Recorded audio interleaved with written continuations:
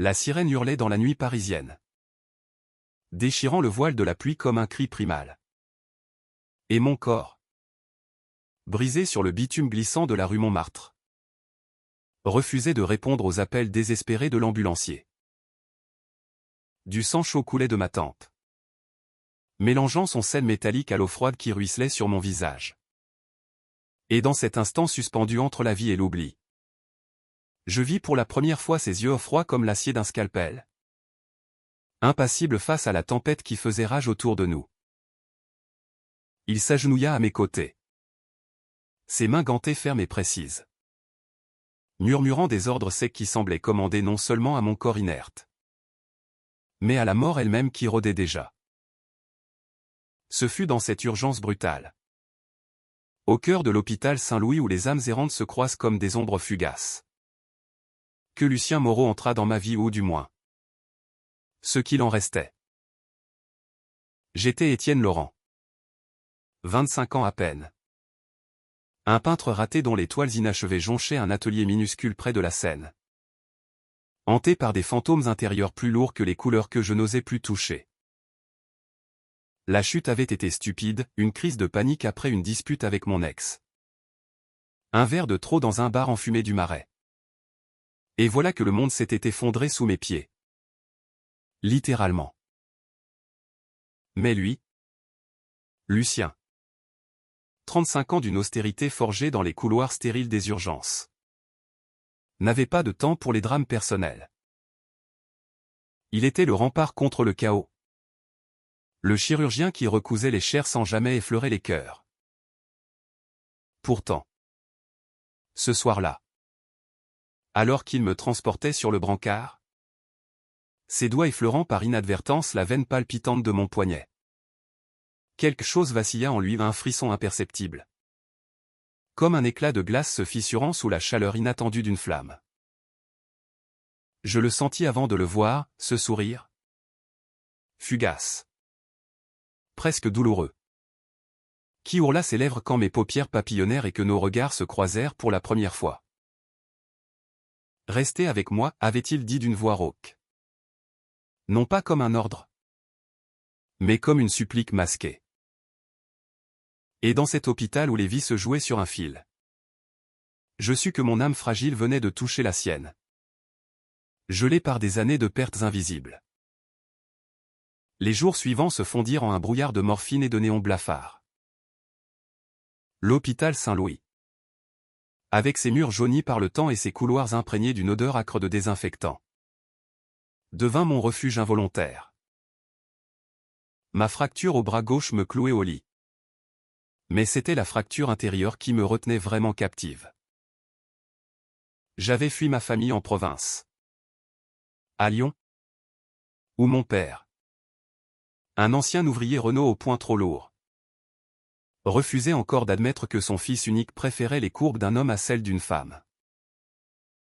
Ma mère, douce ombre effacée, envoyait des lettres tièdes que je ne lisais qu'à moitié.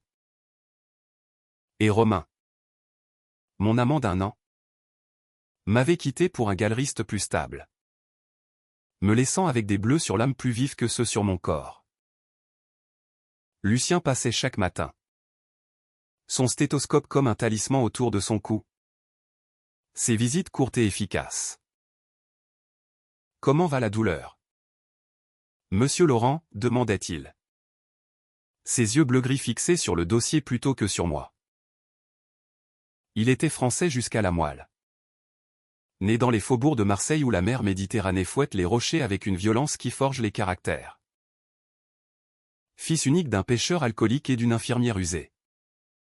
Il avait gravi les échelons de la médecine par pure volonté, enterrant ses propres faiblesses sous des couches de professionnalisme. On chuchotait dans les couloirs qu'il n'avait pas souri depuis la mort de son frère.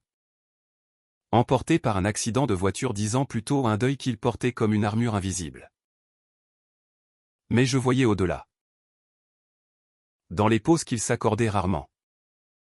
Assis au bord de mon lit pour vérifier les points de suture sur mon front. Je surprenais ses épaules se détendre imperceptiblement. Un jour, alors que la pluie martelait les vitres, Je lui tendis un croquis hâtif que j'avais griffonné de ma main valide, son portrait. Esquissé d'après mémoire. Avec cette ride au coin de la bouche qui trahissait une tendresse refoulée. C'est ridicule, marmonna-t-il. Mais ses doigts s'attardèrent sur le papier. Et pour la première fois. Il rit à un son bref. Rauque. Comme un écho lointain d'un homme qu'il avait été. De là. Les visites s'allongèrent. Il m'apportait des livres de la bibliothèque de l'hôpital ou des romans de Camus sur l'absurde de l'existence. Qui résonnaient avec mes propres tourments. Nous parlions de Marseille. De ces calanques turquoises où il avait appris à nager pour fuir les cris de son père, de Paris. Cette ville qui m'avait adopté comme une amante capricieuse. Me promettant la gloire artistique pour mieux me jeter dans l'oubli. J'avouai mes doutes. Ma peur d'être vu comme l'autre dans un monde qui tolérait à peine nos amours. Il écoutait. Silencieux. Mais ses yeux s'adoucissaient. Et une nuit. Après une garde interminable. Il confia, j'ai perdu quelqu'un parce que je n'ai pas su dire qui j'étais. Ne commets pas la même erreur. Étienne. C'était le début d'une danse fragile. Entre le devoir et le désir. Lucien vivait dans un appartement austère du 11e arrondissement.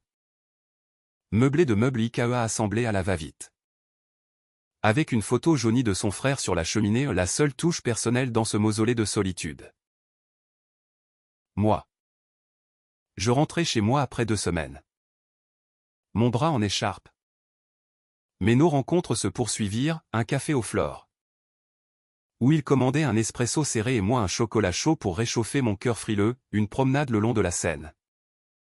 Où les lumières des ponts dansaient sur l'eau comme des promesses non dites. Pourtant. La kermesse du destin ne tarderait pas à se déchaîner. Une nuit. Alors que Lucien était de garde. Un appel radio le tira de notre dîner improvisé dans mon atelier à un accident multiple sur l'autoroute A6. Près de Fontainebleau. Il partit en trombe.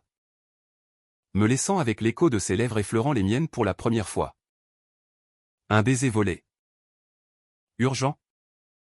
Chargé de la peur de ne pas revenir. Des heures plus tard. Il revint. Couvert de sang et de boue. Les yeux hantés. J'ai sauvé une vie ce soir, murmura-t-il en s'effondrant sur mon canapé. Mais j'ai failli perdre la mienne en pensant à toi. C'est alors que les ombres de son passé surgirent. Sa famille. Qu'il n'avait pas revue depuis des années. Appris par un journal local qu'il avait été cité pour bravoure dans l'accident. Sa mère, veuve et fragile, débarqua à Paris sans prévenir. Logeant dans un hôtel miteux près de la gare de Lyon. Elle le confronta dans mon appartement. Ignorant ma présence dans la pièce voisine, ton frère est mort parce que tu étais trop lâche pour lui dire la vérité sur toi. Lucien. Et maintenant? Tu vas répéter les mêmes erreurs? Les mots tombèrent comme des coups de poignard.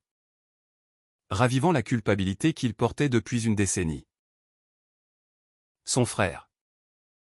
Alexandre. Avait été son premier amour secret.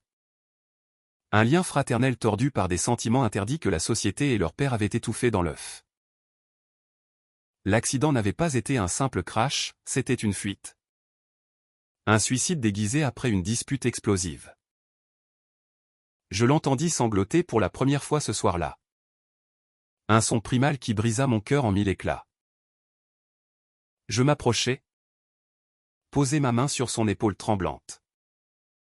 Et pour la première fois, il se tourna vers moi non pas comme un patient, mais comme un égal.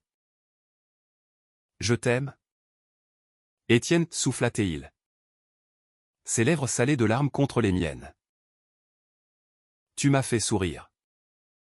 Et maintenant, tu me fais vivre. Nous fîmes l'amour cette nuit-là. Lentement. Tendrement. Nos corps entrelacés comme des racines cherchant la lumière dans le sol meuble de nos blessures partagées.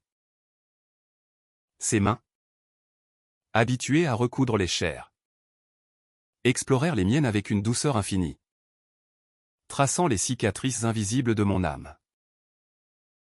Mais le drame s'amplifia. Ma propre famille, alertée par un ami commun, décida d'intervenir. Mon père arriva de Lyon en train, furieux, accusant Lucien d'être la cause de ma déchéance morale. Une confrontation explosive éclata dans un café bondé du quartier latin, Point Serré. Voix tonitruante. Mon père hurlant des injures homophobes qui firent taire la salle. « Tu n'es pas mon fils si tu choisis ça », cracha Théil. Avant que Lucien, d'un calme olympien, ne rétorque « L'amour n'est pas un choix. Monsieur. C'est une urgence que l'on soigne ou que l'on laisse saigner. » Les mots de Lucien, prononcés avec l'autorité d'un médecin face à une hémorragie, désarmèrent mon père sur le champ. Il partit, tête basse. Mais pas sans une lettre d'excuse glissée sous ma porte 2 jours plus tard, le premier pas vers une réconciliation fragile. Pourtant, le climax survint lors d'une tempête qui balaya Paris comme une vengeance divine. Lucien fut appelé pour une intervention d'urgence, un jeune homme. À peine 20 ans. Effondré sur un quai de métro à Bastille. Victime d'une overdose mêlée à une crise cardiaque, un cas qui rappelait trop son frère. Tandis qu'il luttait pour le sauver dans l'ambulance brinque-ballante. Son propre cœur flancha. Stress accumulé et émotions refoulées explosant en une douleur thoracique fulgurante. L'équipe le trouva pâle, à genoux près du patient stabilisé, et le transporta d'urgence à l'hôpital où, ironie du sort, ce fut moi qui veillais à son chevet. Mon bras guéri me permettant de lui tenir la main comme il l'avait fait pour moi. Les médecins diagnostiquèrent un burn-out sévère, aggravé par une arythmie cardiaque latente. Allongé sur ce même lit où nos regards s'étaient croisés pour la première fois, Lucien me regarda avec une vulnérabilité totale. « J'ai toujours cru que mon cœur était froid pour survivre, murmura-t-il. Mais c'est toi qui l'as ranimé. Étienne. Sans toi, je ne suis qu'un fantôme. » Les larmes coulaient librement maintenant. Et dans cet aveu, nous tînmes notre promesse mutuelle, affronter les tempêtes ensemble. Sans masque. Les mois suivants furent une renaissance. Lucien prit un congé sabbatique. Nous partîmes pour la Provence. Dans une petite maison louée près d'Aix-en-Provence, où les champs de lavande s'étendaient comme un tapis violet sous le soleil implacable. Là, loin des sirènes et des toiles inachevées, nous peignîmes notre histoire, moi avec mes pinceaux, lui apprenant à tracer des lignes hésitantes sur la toile, symbole de sa propre ouverture. Sa mère nous rejoignit un week-end, les yeux rougis mais le cœur apaisé, acceptant enfin le fils qu'elle avait perdu dans sa propre peur. Mon père, à son tour, nous invita à Lyon pour un dîner tendu mais sincère, où les verres tintèrent en un toast maladroit à l'acceptation.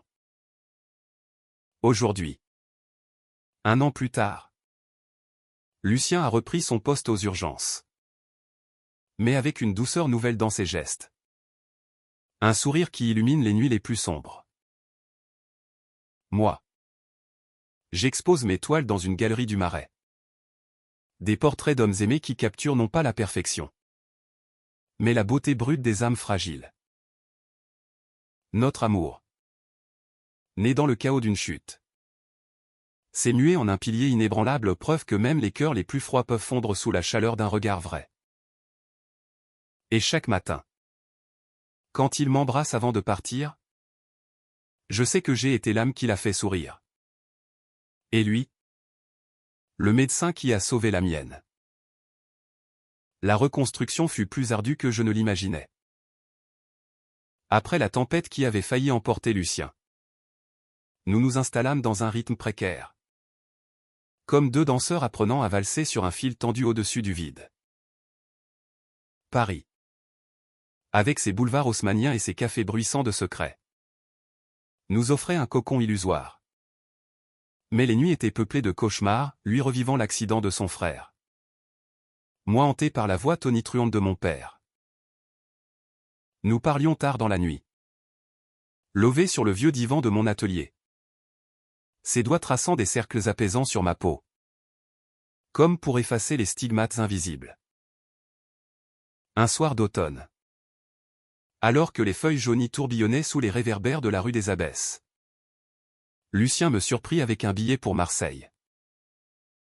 Allons voir la mère qui m'a forgé, dit-il. Sa voix teintée d'une vulnérabilité qu'il ne montrait qu'à moi. Le TGV nous emporta à travers la campagne bourbonnaise. Et à notre arrivée, l'air salin nous enveloppa comme une étreinte rude mais bienvenue. Nous marchâmes sur la corniche. Ces falaises plongeant dans l'azur impitoyable. Et là, face aux vagues qui se brisaient avec fureur, il pleura enfin pour Alexandre non pas comme un médecin analysant une plaie, mais comme un homme libérant un poison accumulé. Je l'aimais d'une façon que le monde ne comprenait pas, avoua-t-il. Sa main serrant la mienne jusqu'à en blanchir les jointures. Pas comme un frère, mais comme l'unique personne qui voyait au-delà de mon armure. Quand il est parti, j'ai juré de ne plus jamais laisser entrer quiconque. Ces mots, portés par le vent du large, me transpercèrent. Je l'embrassai là, sur ce promontoire battu par les embruns. Nos lèvres salées fusionnant avec l'océan lui-même, un baptême d'amour pur. Sans les chaînes du passé. De retour à Paris, notre relation s'approfondit dans les détails du quotidien. Il cuisinait des bouillabaisse approximatives, riant de ses échecs quand le poisson se désagrégeait. Et je lui apprenais à modeler l'argile. Ses mains fortes maladroites sur les formes souples. Mais la kermesse reprit de plus belle quand son hôpital lança une campagne contre le burn-out médical. Lucien fut choisi comme porte-parole. Son histoire anonymisée mais poignante faisant les gros titres du Figaro. Soudain, les regards se tournèrent vers lui, collègue curieux. Patient reconnaissant. Et pire, un journaliste zélé du monde qui fouilla dans son passé, déterrant l'accident d'Alexandre et les rumeurs d'une relation ambiguë. La presse s'emballa, transformant notre intimité en scandale public. Le docteur Moreau, sauveur des urgences ou victime de ses démons, titra un tabloïd. Lucien se referma comme une huître, annulant nos dîners pour des nuits solitaires à l'hôpital. Je le sentis s'éloigner, son cœur reconquérant sa froideur protectrice. Une nuit, après une émission télévisée où il défendit stoïquement sa vie privée, il rentra ivre, chose rare pour lui, et nous nous disputâmes pour la première fois. Tu ne comprends pas, Étienne. Ce monde nous broie si on montre nos faiblesses, hurla-t-il, renversant une toile inachevée.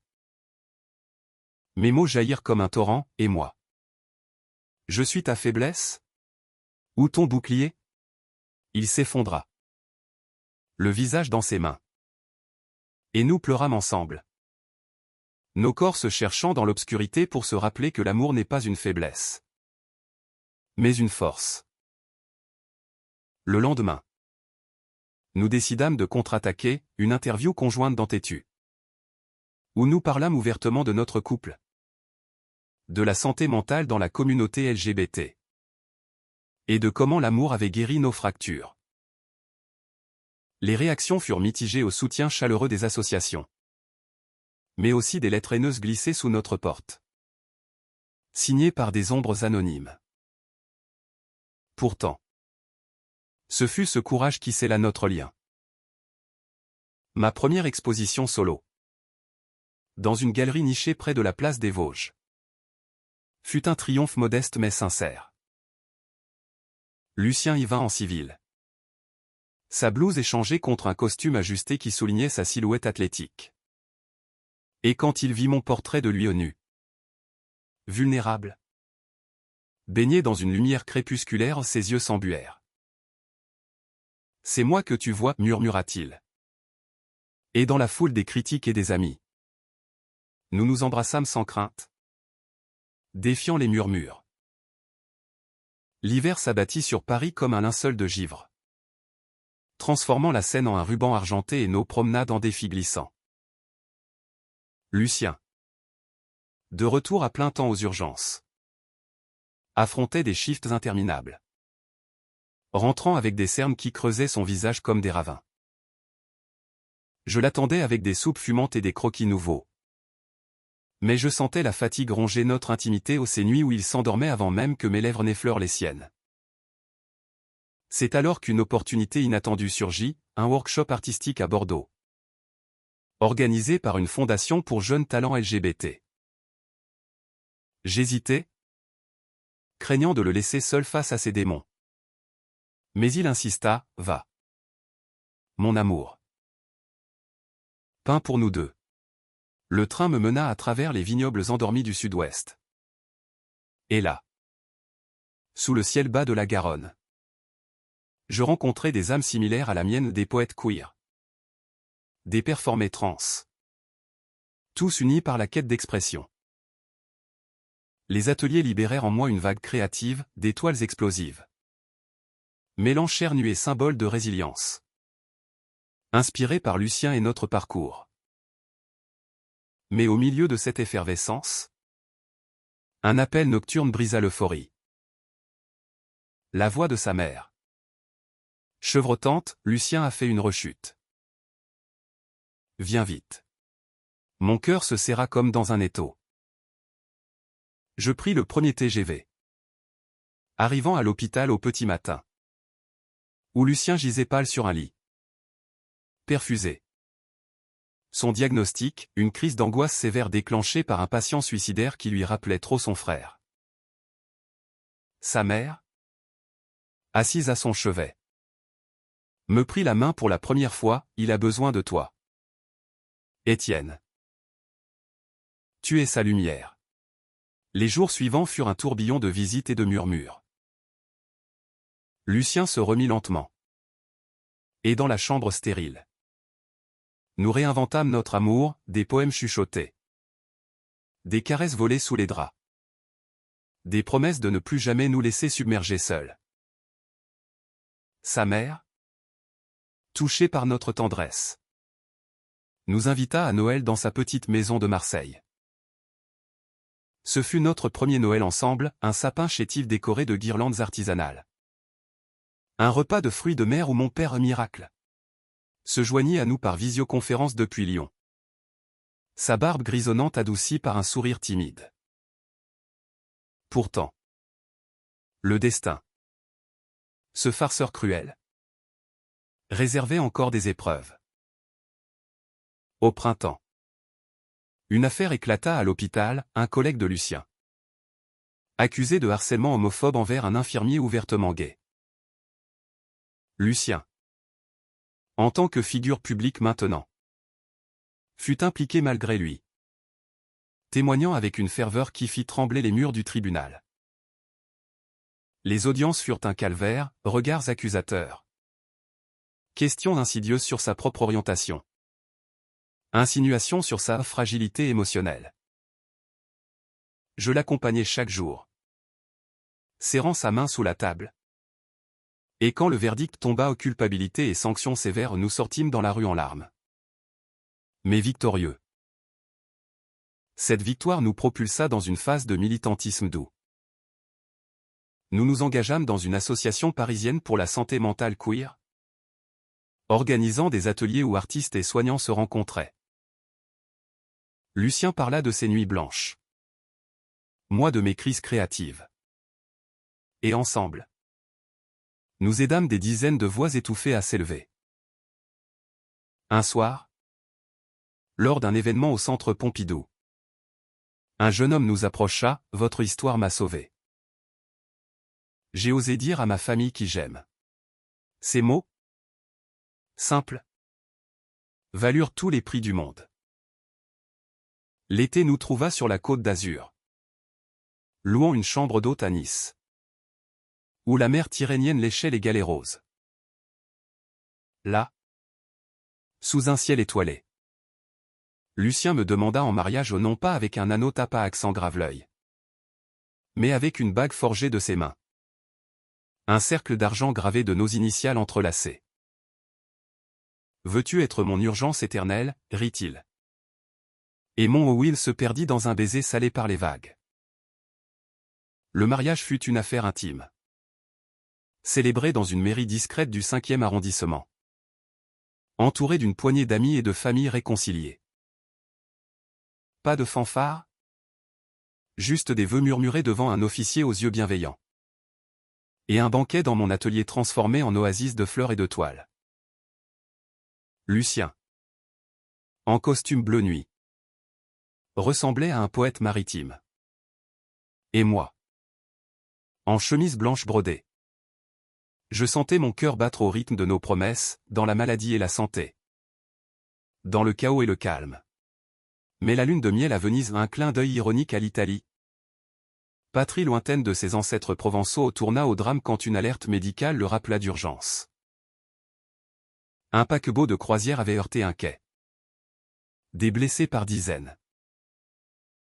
Lucien partit sans hésiter, me laissant seul dans notre gondole affrétée. Le cœur serré. J'attendis des heures.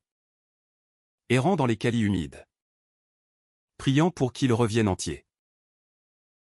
Il le fit. Au lever du soleil. Épuisé mais triomphant, j'ai sauvé une famille entière aujourd'hui. Et toi? Tu m'as sauvé de moi-même.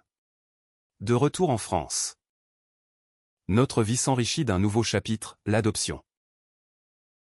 Pas d'enfant biologique, nos corps portaient déjà trop de cicatrices. Mais un chien errant trouvé près de la Bastille. Un bâtard au pelage hirsute que nous nommâmes Alexandre. En hommage apaisant. Alex devint notre ombre fidèle. Trottinant entre les urgences de Lucien et mes pinceaux. Rappelant que l'amour s'étend au-delà des humains. Pourtant. Une ombre plana quand mon père, en phase terminale d'un cancer du poumon, nous appela de Lyon. Je veux vous voir. Tous les deux, croassatés-ils au téléphone. Le voyage fut poignant, la chambre d'hôpital imprégnée d'antiseptiques. Mon père amaigri mais les yeux clairs. Il prit la main de Lucien. Murmura, prends soin de mon fils. Il est plus fort que je ne l'ai cru. Ces mots, arrachés à un homme de fer, furent son adieu. À son enterrement. Sous la pluie drue de la plaine lyonnaise. Lucien prononça l'éloge funèbre. Transformant la douleur en hommage à la rédemption familiale. L'automne suivant. Je publiai un recueil illustré de nos histoires, Cœur fissuré. Un mélange de nouvelles et de dessins qui toucha un public inattendu. Les critiques saluèrent sa vérité brute. Et soudain, des invitations affluèrent au festival littéraire à Avignon. Conférence à Strasbourg. Lucien, fier, m'accompagnait. Son soutien silencieux plus éloquent que n'importe quel discours. Mais le vrai test vint avec la grossesse surprise d'un ami proche, une gestation pour autrui qu'il nous proposa timidement. Pour vous? Si vous voulez. L'idée nous terrifia d'abord aux parents? Nous? Avec nos passés cabossés? Pourtant. Après des nuits de débats passionnés. Nous dîmes oui. 9 mois plus tard. Naquit Léa. Une petite fille aux yeux gris comme ceux de Lucien.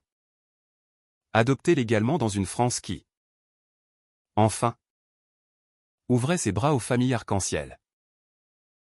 La paternité nous transforma.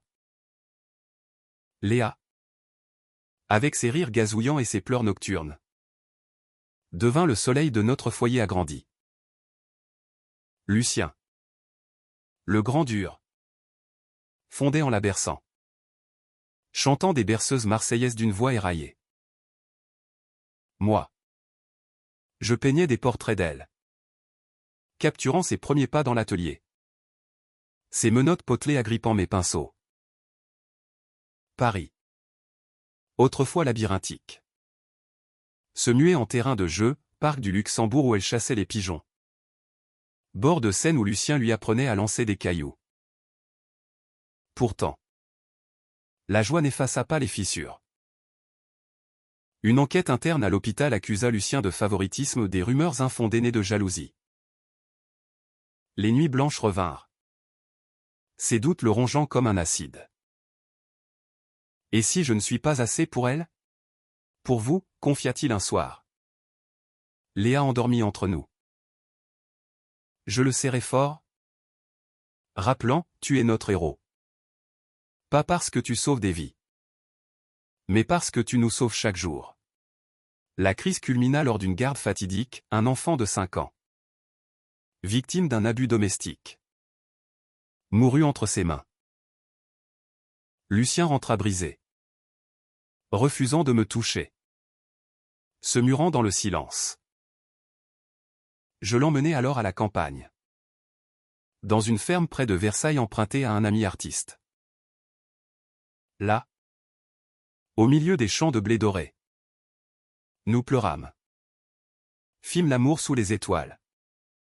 Et il guérit en enseignant à Léa à accueillir des marguerites, un rituel de renaissance. Mon succès artistique grandit, une résidence à la Villa Médicis à Rome. Où je partis seul 3 mois. Laissant Lucien avec notre fille. Les lettres quotidiennes. Ces mots d'amour calligraphiés. Me portèrent à travers la solitude créative. À mon retour, il m'accueillit avec un banquet italien improvisé. Et nous dansâmes dans le salon. Léa applaudissant de ses petites mains. L'hiver ramena sa mère. Désormais veuve pour la seconde fois. Vivant avec nous dans un appartement plus grand du 13e. Elle devint grand-mère gâteau. Contant à Léa des histoires de pêcheurs marseillais. Tissant les fils de nos familles éclatées en un tapis uni. Au fil des ans, notre amour s'approfondit comme un vin millésimé. Lucien grimpa les échelons. Devenant chef de service aux urgences. Formant de jeunes médecins à l'empathie autant qu'à la technique. Moi. Mes expositions s'étendirent à l'international au Berlin. New York. Mais toujours. Je rentrais à Paris. À nos racines entrelacées. Un défi surgit quand Léa, à l'école maternelle, fit face à du bullying. Papa Lucien n'est pas comme les autres papas. Les larmes de notre fille nous brisèrent. Mais nous ripostâmes par l'éducation, atelier scolaire sur la diversité. Où Lucien parlait de tolérance médicale. Léa, résiliente, répondit par un dessin familial placardé en classe, 3 silhouettes enlacées sous un arc-en-ciel. La célébration de nos 10 ans fut magique, un voyage en Provence. Où Lucien avait grandi. Nous visitâmes les Calanques. Léa courant sur les rochers. Et là, sur la plage où il avait appris à nager. Il renouvela ses vœux, tu m'as fait sourire. Et tu as fait de moi un homme complet. Le baiser. Sous le soleil couchant. C'est la notre éternité. Pourtant, une ombre médicale plana, mon diagnostic de dépression chronique. Ravivé par le stress. Lucien, inversant les rôles, devint mon thérapeute, consultation tendre. Promenade thérapeutique. Ton âme fragile est ma force, murmura-t-il, me guidant vers la lumière. L'adolescence de Léa apporta ses tempêtes, coming out à 16 ans. Amour juvénile compliqué. Nous la guidâmes avec l'honnêteté forgée par nos propres luttes. Lucien conseillant sur les cœurs brisés. Moi sur l'expression artistique. Elle devint activiste. Fondant un club queer au lycée. Et nous gonflâmes de fierté. Ma carrière culmina avec une rétrospective au Louvre, un honneur surréaliste. Lucien. En smoking. Pleura lors du vernissage. Voyant nos vies exposées en couleurs vives. Un cancer frappa sa mère, nous unissant dans les chimiothérapies. Sa mort, paisible, nous laissa un vide. Mais son legs, aimé sans peur. À 45 ans. Lucien prit sa retraite anticipée, ouvrant une clinique pour santé mentale LGBT en banlieue parisienne. Moi, je m'autorisais, transmettant mon art. Léa partit étudier à Montpellier, mais revenait souvent. Nos dîners familiaux rituels. Notre 40e anniversaire? Une croisière sur la Méditerranée. Où tout recommença, vague. Rire. Amour inaltéré. Les années s'écoulèrent en douceur. Parsemées de petits drames arthriques pour moi. Garde pour lui. Mais toujours vaincus ensemble. Aujourd'hui. Gris et ridé. Nous regardons la scène depuis notre balcon. Mains liées. Lucien sourit encore. Grâce à moi, j'ai survécu. Grâce à lui. Notre histoire. Un témoignage que l'amour triomphe des cœurs froids et des âmes fragiles. Enseigne au monde, souriez. Car une rencontre peut tout changer.